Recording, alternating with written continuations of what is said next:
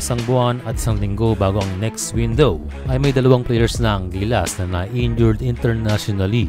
Ito ay sila Kai at KQ at ang isa sa mahirap mangyari ay maapektuhan ang ating roster dahil mababawasan ang ating mga tao. It's always expected that Gilas will still stick sa same group. Japet may take the spot of Kai Sotto. And para kay Kiambao, kung bibilangin ang kanyang recovery na 1 month ay he is 1 week ahead sa next window. Yes, posibleng makabalik si Kiambao dahil ayon sa isang Pinoy na conditioning coach ay wala namang nangyari na rupture sa paa ni KQ. But syempre, ang findings pa rin ng mga Korean doctor ang masusunod kung gaano katagal siya magpapahinga. And for Gilas, with or without KQ ay naandyan na si Jamie Malonzo na inaasahang magbabalik this window. Kaya kung sakali ay si Kai lang ang wala sa Gilas roster next month. For coach team ay open na raw ito na tumingin ng ibang players as long ito ay deserving, pasado sa kanya ang skills at syempre eligible. But for now, panalangin natin na manatiling healthy ang lahat ng nasa Gilas pool.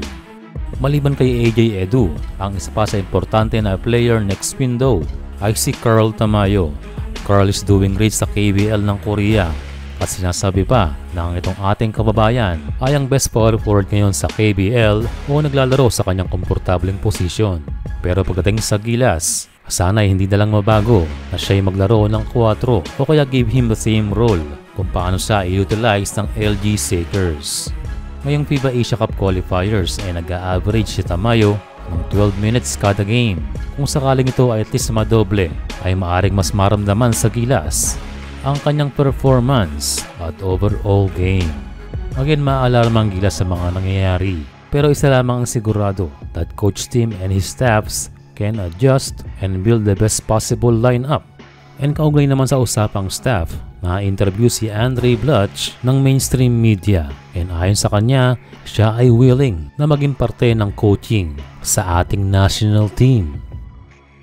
And in particular, gusto niya maging big man coach, which is a good idea dahil yan ang kulang sa ating national team ang tututok sa ating mga big man. And sa ating mga bigs, tanging si Kai Sotto pa lamang ang kanyang natutukan at yun nung ito ay nasa Amerika. Kung titignan ng roster, still we have different good combinations dahil malalim pa rin ang ating pool. Ang difference lamang sa ngayon ay slightly lamang naliliit dahil wala tayong 7-3 katulad ng dati.